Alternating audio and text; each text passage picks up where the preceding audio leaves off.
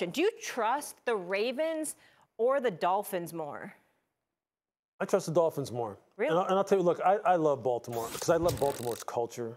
I love how they play. Like, see, Baltimore kind of reminds me in the AFC like what San Francisco represents in the NFC. Bully ball, old school, hard-nosed football with a modern twist to it, right? So they're not stuck in the old school ways in terms of the way they attack, but they play old school in terms of the physicality of the game in which they put out there on the field. Because San Francisco right now, that's what makes the difference with them. I think Miami is coming along in that regard as far as they're not just all flash and dash. This is not a finesse football team. This is not a football team that just wants to throw bombs to Tyreek Hill. Watch how they are progressing, especially on the offensive line right now, and especially their running game. Well, what evidence do you have that they're progressing? Okay. What evidence? That who's progressing? Miami? You know what? The Dolphins. He's got two eyes. The Dolphins. Okay, yeah, exactly. I'll tell you what evidence I have. Watch their run game execution along the offensive line last week against Washington. And watch how they are knocking people off the football and putting them on their back. And watch how this run game is starting to really resemble what San Francisco tries to do. I'm not saying they're on that level. But if they can continue to progress along the offensive line the way they're progressing, Connor Williams can continue to play the way that he is playing. Austin Jackson, who may be one of the best stories in the NFL that nobody talks about as far as offensive line play at right tackle. They have totally changed the arc of this young man's career. These guys, if they can run the football with the way that they are explosive in the passing game, I'm just telling you right now, Miami's going to the Super Bowl. They're going to the Super Bowl. They are going to have a showdown with Baltimore. They're going to the Super Bowl. They are going to the Super Bowl. They're going to the Super Bowl. They are going to the Super Bowl. If they continue to progress, especially from a physicality standpoint on the offensive line, like I think they have progressed over the past month. Stephen and I have watched their past 5 games in preparation for this game Monday night. City? I mean, I know we saw some holes with Kansas City. I absolutely believe they can beat Kansas City. Okay. I do because I think offensively. No. There isn't a lot of ifs. I just said if they just continue to progress on the offensive line with their level of physicality. Look, I expect them to win and win convincingly Monday night. And when they play Baltimore in Baltimore late December, that will tell me finally whether or not how I feel about this football team and their progression, whether or not it's actually going to come to fruition. I think they can. Look, I said all along, I said they were going to win the East anyway. They're going to be in the AFC title game. Louis Riddick? You know what, Louis Riddick? I see you. You don't want me to get in here. You know what, Louis Riddick? If my head was bigger, I could let my head go, and they'd call me Mr. Chippendales. You understand what I'm saying? There's a whole bunch of ifs. It don't matter. Here's the deal. Here's the deal, bro. Here's the deal right now, okay? We got a situation where Miami, I love Miami. I love them offensively. I get where you're coming from.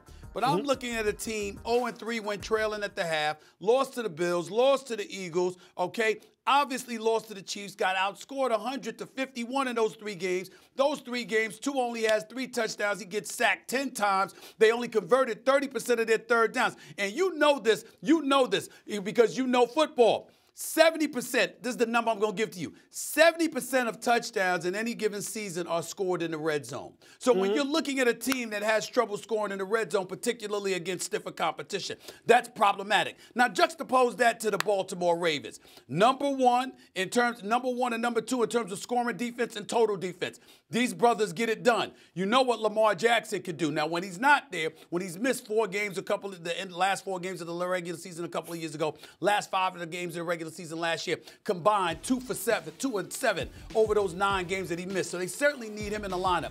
But when he's in the lineup with Gus Edwards running the football, with this kid Mitchell averaging about 9.3 yards per carry, with OBJ looking a bit better, with Zay Flowers looking a bit better, and that defense looking as real as all get out, I can understand you saying you have faith in the Dolphins in terms of being better than most, and they can make noise, particularly if the road to the Super Bowl has to come through South Beach, because that's a real distraction. That's real right there. It's a real distraction. You can get distracted. You go to South Beach and you got to overnight there. You might mess up. The point that I'm making to you, outside of that, I can't see how you can look at Baltimore and be like, yo, they're going to play second fiddle to the Dolphins. Mad Dog? I can't see that. I think it's a tough call, but I hate to do this. Louis, I'm generally with Stephen A. The Dolphins he did a great job with it. They got buried in Buffalo. They scored 14 points against the Chiefs, and they got buried in Philadelphia. They have not won a big road game in a long, long time. They're probably going to have to play on the road in the playoffs because I don't think they're going to win in Baltimore on December 31st. And by the way, prior to that, they play Dallas, and after that, they play Buffalo. So they got a very tricky schedule. I got to see a little more. The Ravens, I got issues with them too. They've had an easy schedule, and I don't trust Lamar in a huge game yet. He's only won one playoff game. But I think when push comes to shove, you have to give the Ravens a bit of an edge. Quote Mike Tomlin, I do not care. I don't care what happened in the past with Miami. Okay? Their offensive line is healthy now. The running game is hitting now. The defense, look, I hate the fact, look, if Jalen Phillips had not gotten hurt, all right, this defense right now will pressure you in every way imaginable.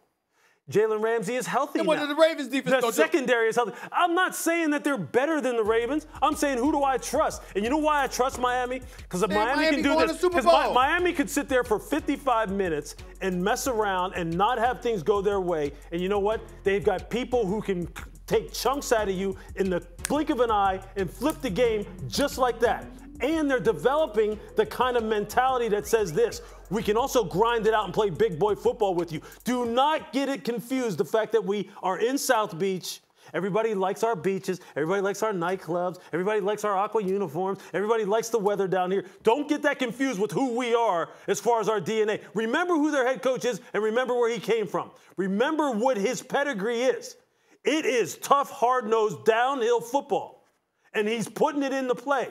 That matchup against Baltimore will tell us a lot. There's no question about it. It will tell us a lot. And I may be wrong. Baltimore may stomp them up there, up there in Baltimore. But I doubt it. I think it's going to be a knockdown, drag-out type of fight.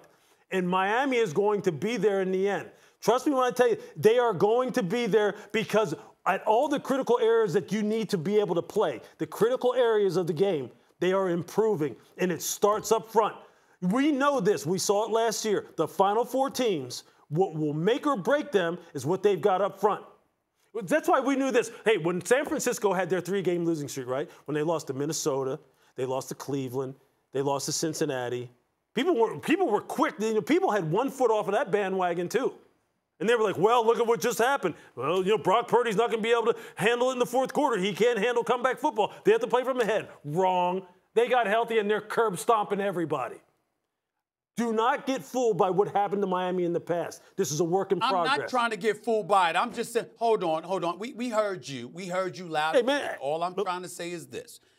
No matter what they saying, what you're saying about the Dolphins, I don't see how you can ignore, and I'm not saying that you're literally doing that, but the Baltimore Ravens is something to be reckoned with. Lamar Jackson in your lineup is something to be reckoned with, okay? And that defense is real. Third in NFL red zone efficiency, on defense, third in the NFL in terms of negating what other teams want to do as well. I mean, on both sides of the ball, there is no doubt what the Baltimore Ravens are bringing to the table this season. I cannot summarily dismiss that. Now, I will concede that as great as I think Lamar Jackson is and as good as I think their offense is, of course, because of the Tyreek Hill situation, him being that dude, an MVP candidate as far as I'm concerned, he's just that legit. I understand I'll give the Dolphins a slight edge. But I'm going to give the Baltimore Ravens a significant edge on the defensive side of the ball. I tell you that much. I am not going to discount Baltimore at all. Because, look, they play the game the way they play the game with the kind of, attitude that was befitting of the era that I grew up in. So I'm attracted to that. I'm a huge Lamar Jackson fan. I'm a John Harbaugh fan. I am a Roquan Smith fan. I love it all. I'm just saying, I'm a guy who likes to try to get out ahead of it. And don't be surprised when Miami is splitting people's wigs open late in the season. I'm just telling you, don't be shocked. Don't be shocked when it's happening. Who is the best quarterback in the AFC? Mahomes. Yes. Tua has never won a playoff game, and he's never played well in cold weather. And Lamar Jackson, to be fair, I know everybody wants to wax poetic. He's won one playoff game, and he has not been a good playoff quarterback.